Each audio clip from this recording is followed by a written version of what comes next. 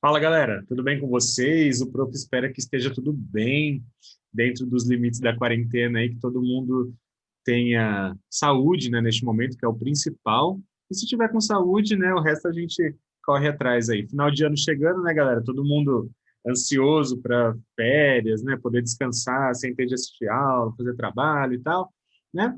Mas ainda falta um pouquinho, né? Temos aí mais algumas semaninhas e vamos dar conta de acabar com essa apostila aí, beleza? Para vocês poderem de fato descansar sossegados aí, né, sem nenhum tipo de preocupação. E o ano que vem, para a gente voltar com força total, né, do jeito que vier, a gente vai enfrentar e vai ser um ano ótimo para vocês, eu tenho certeza, né? Vocês já estão mais que vacinados aí com o ensino remoto, né? E aí agora vem o híbrido e vocês vão voltando aos poucos para a escola e, se Deus quiser, um dia vai voltar ao normal se todo mundo se cuidar, tá?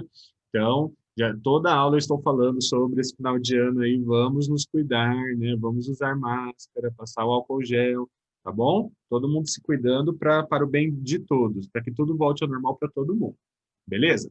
Gente, hoje nós vamos trabalhar um texto, tá? Nós vamos trabalhar um texto que está na apostila na página 70, ok? Ele é um texto longo, então o prof não colocou aqui nos slides para ficar lendo o slide para vocês, tá? Só coloquei as questões que vão aparecer nos slides daqui a pouco, tá? Mas o texto a gente vai fazer leitura juntos, então você aí com a sua apostila, eu aqui com a minha, certo? Eu vou ler em voz alta para vocês irem acompanhando aí com a apostila de vocês, beleza? Então pega a apostila aí, página 70, sai dessa cama, levanta, pega essa apostila, vai sentar lá num lugar arejado, né? Pega um copinho d'água aí, pega um tomar e um para tacar na cara para acordar, beleza? Pega aí a sua apostila, página 70. O texto é Natal na Barca. Esse texto é da Lígia Fagundes Telles, galera. Esta escritora, romancista, né, contista brasileira, é sensacional, tá? Tudo que ela escreve é muito bem feito, tudo muito bem elaborado, certo? Então vale super a pena qualquer leitura que for da Lígia, tá bom? Então, bora aproveitar aí o texto, ok? Página 70, então, acompanhem aí. Não quero, nem devo lembrar aqui por que me encontrava naquela barca. Só sei que em redor tudo era silêncio e treva. E me sentia bem naquela solidão, na embarcação desconfortável, tosca, apenas 4 passageiros. Uma lanterna nos iluminava com a luz vacilante. Um velho, uma mulher, com uma criança e eu. O velho, um bêbado esfarrapado, deitara-se de comprido no barco, dirigira palavras amenas a um vizinho invisível, estava bem doidão, né? E agora dormia. A mulher estava sentada entre nós, apertando nos braços a criança enrolada em panos. Era uma mulher jovem e pálida. O longo manto escuro que lhe cobria a cabeça dava-lhe o aspecto de uma figura antiga.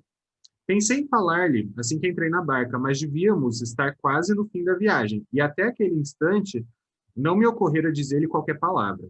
Nem combinava mesmo, né, com a barca tão despojada, tão sem artifícios a ociosidade de um diálogo. Estávamos sós, e o melhor ainda era não, e o melhor ainda era não fazer nada, não dizer nada, apenas olhar o sulco negro e a embarcação ia fazendo que a embarcação ia fazendo no rio, né? Aquela marca que fica atrás assim da embarcação quando ela vai passando, tá? Esse sulco negro. Beleza. Virando a página aí, 71, debrucei-me na grade de madeira carcomida. Ali estávamos os 4, silenciosos como mortos num antigo barco de mortos deslizando na escuridão. Macabro. Contudo, estávamos vivos, e era Natal. A caixa de fósforos escapou-me das mãos e quase resvalou para o rio. Agachei-me para apanhá-la, senti, então, alguns respingos no rosto. Inclinei-me mais, né, até mergulhar as pontas dos dedos na água. Tão gelado, estranhei, enxugando a mão. Mas de manhã é quente. Voltei-me para a mulher que embalava a criança e me observava com sorriso, com meio sorriso. Sentei-me no banco ao seu lado. Tinha belos olhos claros, extraordinariamente brilhantes. Vi que suas roupas puídas tinham muito caráter, revestidas de uma certa dignidade. De manhã esse rio é quente, insistiu ela me encarando. Quente? Quente verde, tão verde que a primeira vez que lavei nele uma peça de roupa, pensei que a roupa fosse sair esverdeada. É a primeira vez que vem por essas bandas? Desviei o olhar para o chão, de largas tábuas gastas, e respondi com uma outra pergunta. Mas a senhora mora aqui perto?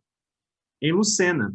Já tomei esta barca não sei quantas vezes, mas não esperava que justamente hoje a criança agitou-se choramingando, né? A mulher apertou-a mais contra o peito, cobriu-lhe a cabeça com o xale e pôs-se a niná-la, como num brando movimento de cadeira de balanço. Suas mãos destacavam-se exaltadas sobre aquele xale preto, mas o rosto era tranquilo. Seu filho? Está doente, vou ao especialista. O farmacêutico de Lucena achou que devia consultar um médico hoje mesmo. Ainda ontem ele estava bem, mas de repente piorou. Uma febre, só febre. Levantou a cabeça com energia, o queixo agudo era altivo, mas o olhar tinha expressão doce. Só sei que Deus não vai me abandonar. É o caçula? É o único. O meu primeiro morreu no ano passado. Subiu o muro, estava brincando de mágico quando de repente avisou: vou voar. A queda não foi grande, mas o muro era alto. O muro não era alto, mas caiu de tal jeito, tinha pouco mais de 4 anos. Toma cuidado com essas brincadeiras, né? Criança querendo voar. Virando aí, gente. Levantei-me. Eu queria ficar só naquela noite, sem lembrança, sem piedade. Mas os laços, os tais laços humanos, já ameaçavam me envolver. Consegui evitá-los até aquele instante, mas agora não tinha mais forças para rompê-los, né? Seu marido está à sua espera? Meu marido me abandonou. Coitada dessa mulher, gente. Está levando o filho doente para o médico, tinha perdido já um filho e o marido abandonou. Sentei-me novamente e tive vontade de rir. Era incrível. Fora uma loucura fazer a primeira pergunta, mas fora uma loucura, né, fazer a primeira pergunta, mas agora não podia mais parar. Há muito tempo, ela começou a perguntar, né, da vida desgraçada da mulher. Faz uns 6 meses. Imagine que nós vivíamos tão bem, mas tão bem, quando ele encontrou por acaso com essa antiga namorada. Falou comigo sobre ela, fez até uma brincadeira. A Duca enfeiou. De nós dois, fui eu que acabei ficando mais bonito e não falou mais no assunto. Uma manhã, ele se levantou como todas as manhãs, tomou café e foi trabalhar. Antes de sair, ainda me acenou. Recebi a carta de tardinha. Ele mandou uma carta, fui morar com a minha mãe numa casa que alugamos perto da minha escolinha, sou professora. A senhora é conformada? Tenho fé, dona. Deus nunca me abandonou. Deus, repeti vagamente. A senhora não acredita em Deus? Acredito, murmurei. E ao ouvir o som débil da minha afirmativa, sem saber por quê, perturbei-me. Agora entendia. Aí estava o segredo daquela confiança, daquela calma. Era tal fé que removia montanhas. Ela mudou a posição da criança, passando do ombro direito para o esquerdo e começou com a voz quente de paixão. Foi logo depois da morte do meu menino. Acordei numa noite tão desesperada que saí pela rua fora. Enfiei um casaco e saí descalço, chorando feito louca, chamando por ele. Sentei num banco do jardim onde toda a tarde ele ia brincar.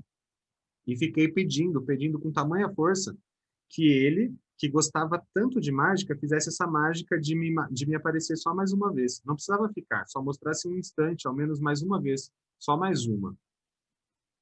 Quando fiquei sem lágrimas, encostei a cabeça no banco e não sei como dormi. Então sonhei. E no sonho Deus me apareceu. Quer dizer, senti que ele pegava na minha mão com a sua mão de luz. E vi o meu menino brincando com o menino Jesus no Jardim do Paraíso. Assim que ele me viu, parou de brincar e veio rindo ao meu encontro e me beijou tanto, tanto. Era tal sua alegria que acordei rindo também, como o sol batendo em mim. Com o sol batendo em mim, né? E aí, a última página do texto, virando aí, fiquei sem saber que cobria a cabeça a criança. Não, peraí. Fiquei sem saber o que dizer, esbocei um gesto em seguida, apenas para fazer alguma coisa. Levantei a ponta do xale que cobria a cabeça da criança. Deixei cair o xale novamente e voltei a olhar para o chão. O menino estava morto. Entrelacei as mãos para dominar o temor que me sacudiu. Estava morto e a mãe continuava a niná-lo, apertando contra o peito. Mas ele estava morto.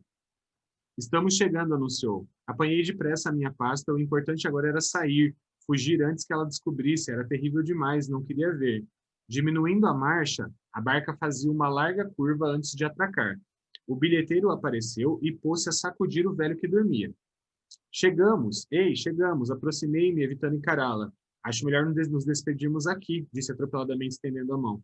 Ela pareceu não notar meu gesto, levantou-se e fez um movimento como se fosse pegar a sacola. Ajudei-a, mas ao invés de apanhar a sacola que lhe estendi, Antes mesmo que pudesse impedi-lo, afastou o xale que cobria a cabeça do filho. Acordou, dorminhoco. E olha aí, deve estar sem nenhuma febre. Acordou? Ela teve um sorriso. Veja, inclinei-me, a criança abriu os olhos, aqueles olhos que eu vira tão cerrados, que eu via cerrados, né, fechados, tão definitivamente. E bocejava, esfregando a mãozinha na face, de novo corada. Fiquei olhando sem conseguir falar. Então, bom Natal, disse ela, enfiando a sacola no braço. Encarei-a, sob o manto preto, de pontas cruzadas e atraídas para trás, seu rosto resplandecia, bocejava, esfregando a... Opa! Resplandecia. Apertei-lhe a mão vigorosa, né? E acompanhei-a com o olhar até que ela desapareceu na noite. Conduzido pelo bilheteiro, o velho passou por mim, reiniciando seu afetuoso diálogo com o vizinho invisível. Saí por último da barca. 2 vezes voltei-me ainda para ver o rio, e pude imaginá-lo como seria de manhã cedo, verde e quente. Verde e quente. A menina estava meio traumatizada ali, né? Na hora que ela pensou, será que essa pessoa vai perder outra criança? Né? Porque estava ali, enfim, e ela achou que tinha morrido, né? Eu acho que ela já estava meio preocupada, né? Porque a criança estava só dormindo. Beleza? Galera, então agora vamos para as questões. Eu vou dividir a tela aqui para a gente colocar essas questões aí para vocês verem as respostas. Beleza?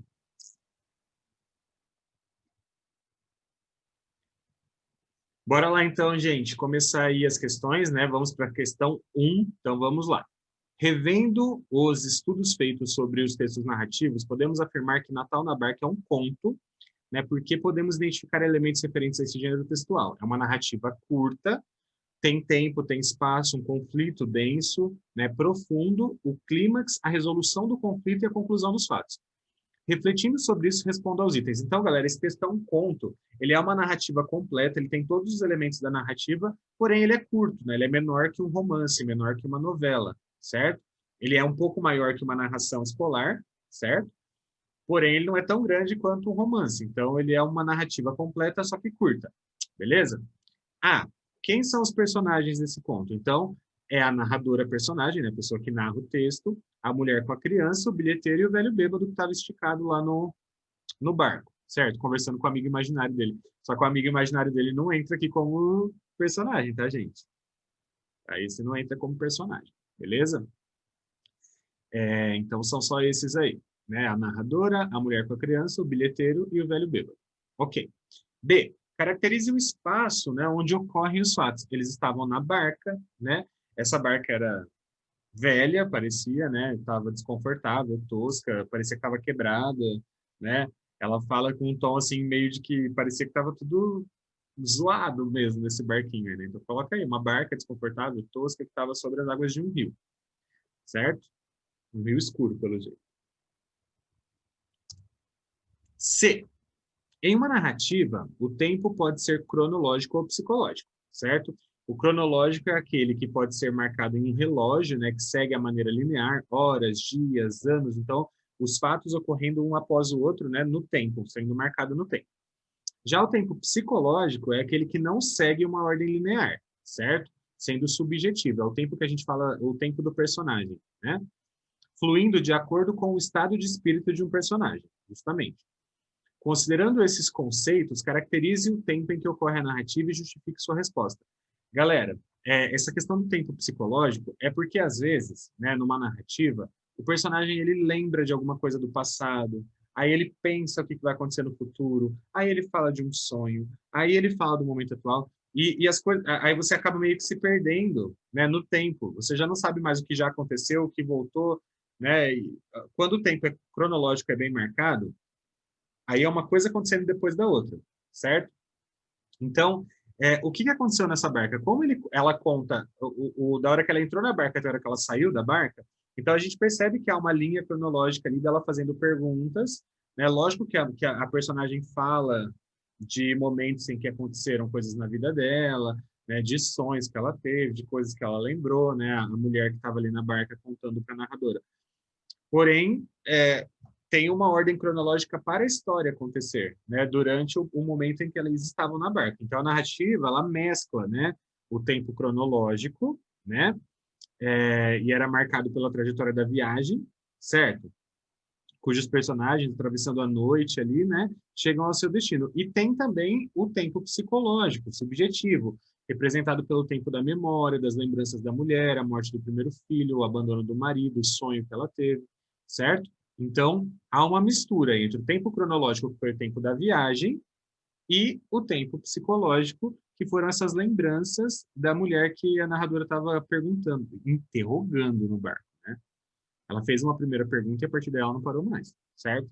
Então, você pode colocar aí que há os dois tempos, né? O tempo cronológico, porque é o tempo da duração da viagem, né? E o tempo psicológico por conta das memórias da mulher que ela encontrou na barca. Ok? Pode resumir, tá? Que aí da resposta que está aqui embaixo, ela está muito grandona, né? Muito cheia de informação. Você pode falar tempo cronológico, que foi a duração da viagem no barco, na barca, né? E tempo psicológico, porque há memórias ali da mulher, lembrando de coisas que aconteceram na vida dela. Certo? Então tem o tempo psicológico ali da personagem. Beleza.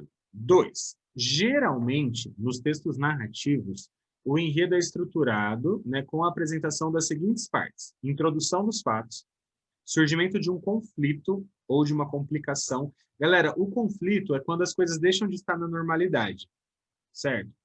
Então, tipo assim, tá acontecendo tudo normalzinho, assim. De repente acontece alguma coisa que você fala assim, nossa, né? Tipo, por exemplo, a hora que ela falou que perdeu um filho. Talvez ali o negócio tenha, tipo, opa, né? Deu uma mudada aqui, né? Até chegar num clímax e a resolução de um conflito e o desfecho, certo? Considerando essa divisão, relacione as colunas, né? Então, a gente vai relacionar aí a coluna 1, que são essas partes do texto narrativo, com a coluna 2. O que se encaixa, né? O que está na coluna 2 ali? O que é a introdução? O que é a complicação, o conflito? O que é clímax?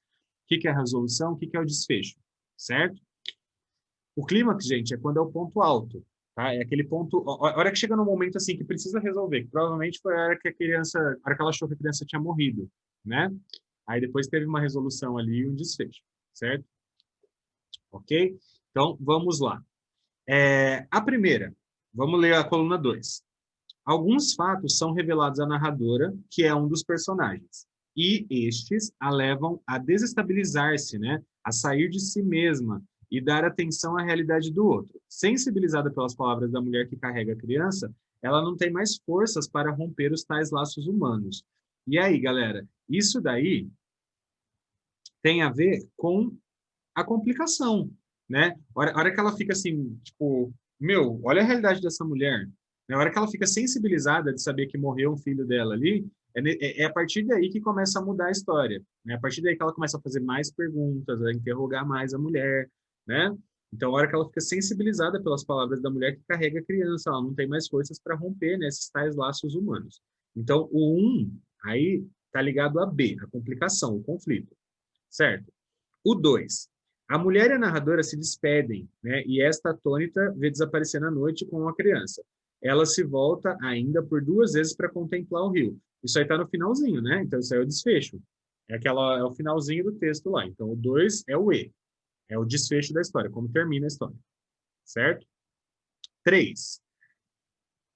A narradora refere-se ao lugar em que está, descreve o espaço e as pessoas que estão à sua volta, mas não apresenta razões que justifiquem o fato de ela estar ali.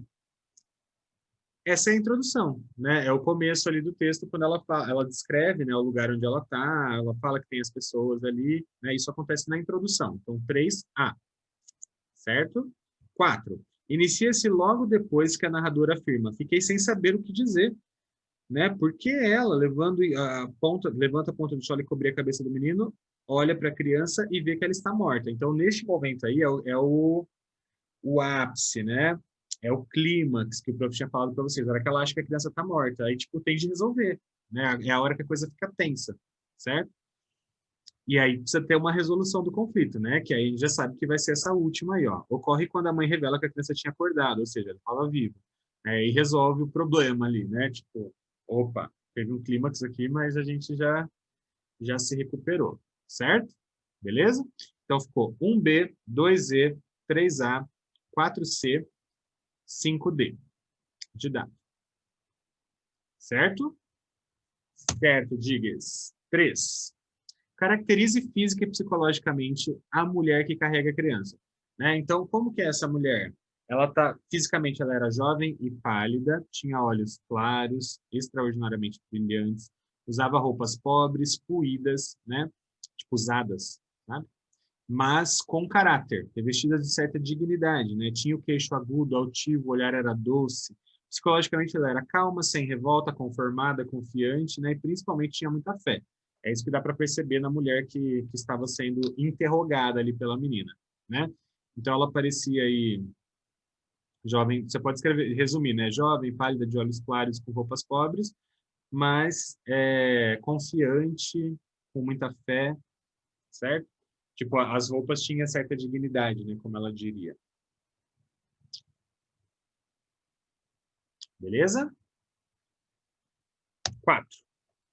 Caracterize a narradora personagem e apresente palavras que justifiquem a resposta. Então, como que era essa narradora? Ela se mostra fechada, né? Tipo, ó, eu me sentia bem naquela solidão.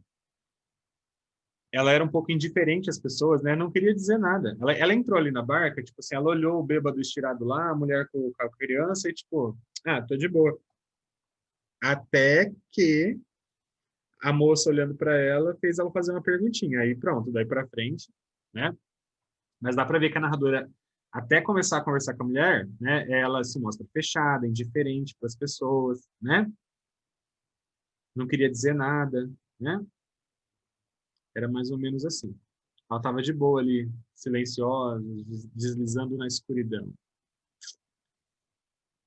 Até ficar curiosa, né? Quando fica curioso, gente, aí muda completamente, né, as características. 5. Em um conto, o desfecho pode ser surpreendente, epifânico, né? Quando a pessoa, tipo, tem uma realização, assim, né? Uma epifania. Releia o desfecho do conto Natal na Barca e responda aos itens, né? O desfecho é a hora que a mulher fala que a criança acordou, né? Aí ela fica de acordou, tá de boa, parece que já tá mais corada, tá sossegada. Qual é o momento epifânico, né, que você pode identificar entre as ideias? Este momento é quando o bebê acorda, né? A criança abre os olhos, aqueles olhos que viram tão cerrados definitivamente. Aí a narradora fica sem ter o que falar, certo? Então, o momento é a hora que ela tem a revelação, assim, tipo, o ufa, sabe aquele ufa, assim, tipo, ainda bem, o problema se revelou, né? O momento epifânico, então, é a hora que ela vê a criança acordando. Não estava a criança não estava morta como ela tinha imaginado, certo? Então, quando ela vê o bebê acordar. B. Que transformação, né, ocorre na narradora personagem nesse momento? O que acontece com ela? No início, ela estava, tipo, indiferente, não estava nem ligando, né? Ela estava fechada ali na própria solidão, fria, assim, e de repente ela parece que ela renasceu, né? Parece que ela começou a prestar atenção, ela olhou para o rio de novo, né? E aí ela viu a realidade, a volta, tipo, de maneira mais humana, digamos assim. Então você pode falar que ela estava no começo muito fechada, muito fria, muito não ligando para nada que estava acontecendo, e depois daquela situação, depois daquele pânico que ela passou achando que a criança tinha morrido, sabendo do tanto de desgraça na vida da mulher já, né? A partir daquele momento parece que ela começou a se importar mais, se tornou alguém mais humano, certo? Então você pode escrever aí. No início ela parecia muito indiferente, agora ela se preocupa mais com as pessoas, certo? Foi essa mudança aí, essa transformação na vida da narradora aí. 6, penúltima, vamos lá.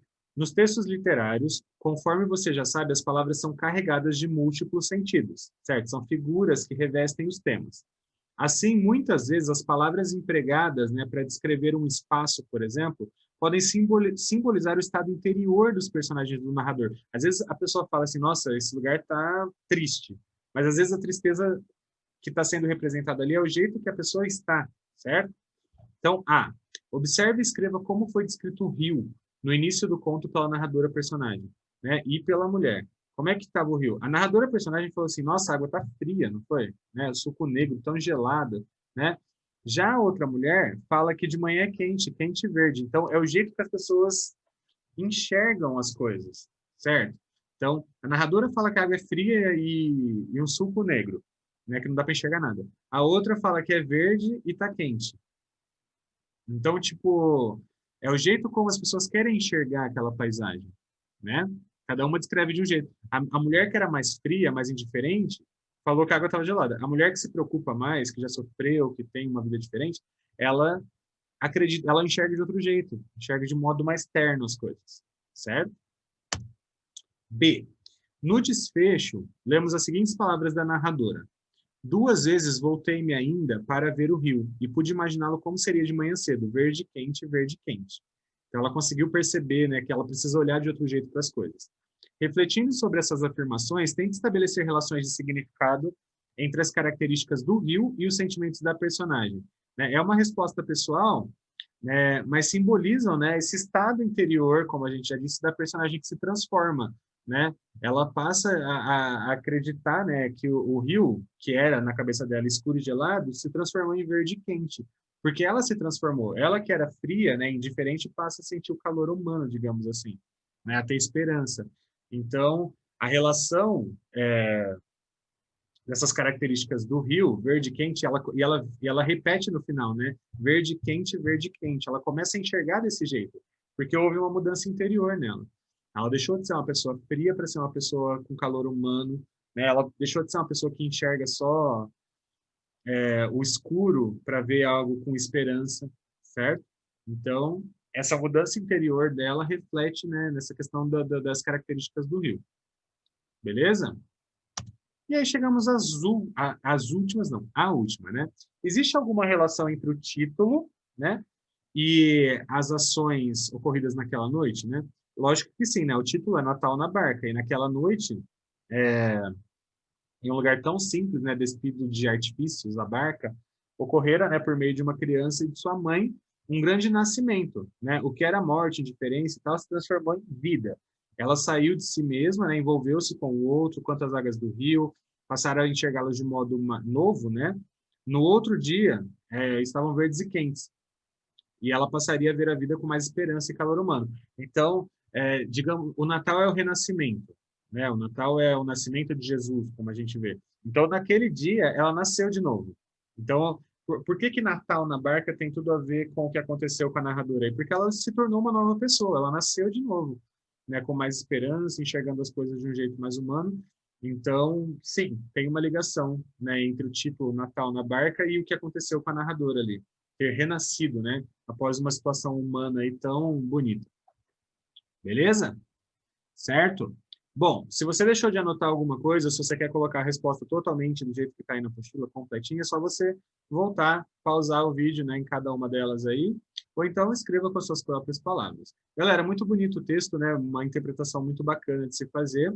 O prof espero que vocês tenham gostado, entendido e anotado, beleza? Qualquer dúvida, é só chamar. Fiquem bem. Um abraço do Diggs. Tchau. Até mais.